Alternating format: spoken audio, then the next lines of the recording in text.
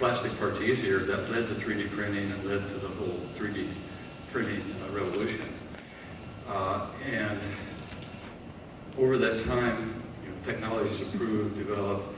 We have some manufacturing applications, but now we have a new vision of how to really make the best manufacturing applications.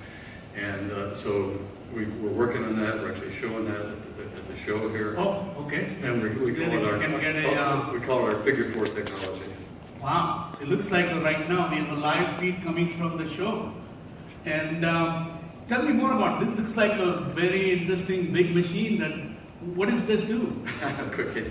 So I could talk a long time about this technology and this machine, but let me just try to get it boiled down to a few points. There's modules. It's a modular system. There's modules that are really fast printers. They're simple printers. We designed these for automation to fit into the production flow, and so by this is an integration of some of these modules, and out of that integration comes parts that are ready to go right into the production line. So this system can fit on the production floor, make parts that go into production. The advantage, it really solves the whole time to market question for plastics. Go from design to pilot and right to production. So what you are saying that now for the first time we are excited about technology with which we could do plastic production? That's it. Wow. So this is kind of a digital mold machine, huh? That's a really good way to look at it. Digital injection molding machine. And I think you are mentioning that we have print engines that we could replicate.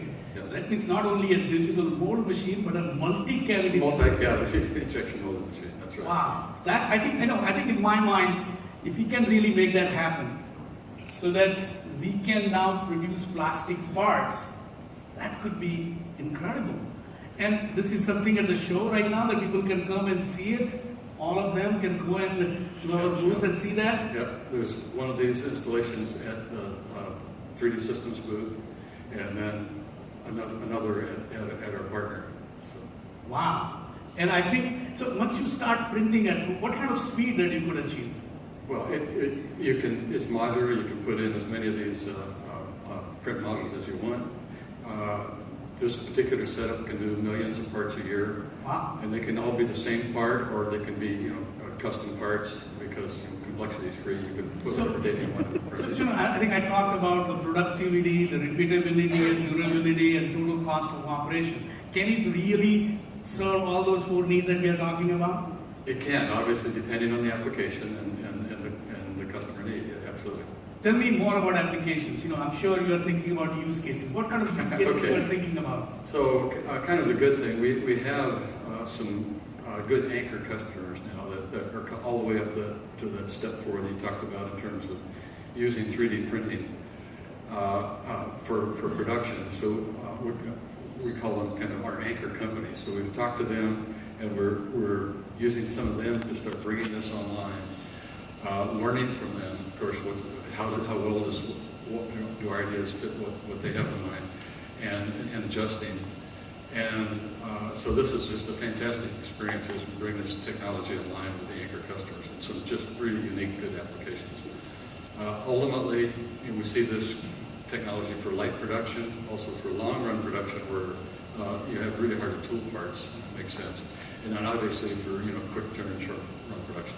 So what you are saying is we can make 3D plastics production real with this. What kind of materials? As I mentioned, durability, repeatability, materials. So what kind of materials you are thinking about? Well, there's just a whole host of materials that we have or are in development for this technology. Kind of the good thing is our technology has come along over the last few years. We've just seen lots of good opportunities in material formulation and design. So we've got just the mainline polymers, the hard durable stuff that we use for plastic production. Also some elastomers, both medical grade and industrial grade elastomers. Casting materials, so you can make patterns from metal parts and for production intermediates. Biocompatible materials, good stable materials for fixtures and molds. We've got high temperature materials on the roadmap. So just a whole host of materials are coming along for this. materials. And it's not just 3D Systems, it's us plus third parties working together on these materials.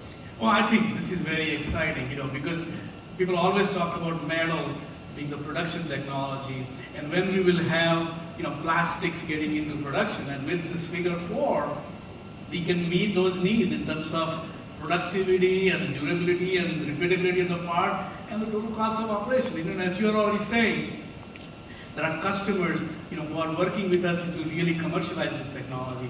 And when you talk about materials, I know when I joined 3D Systems,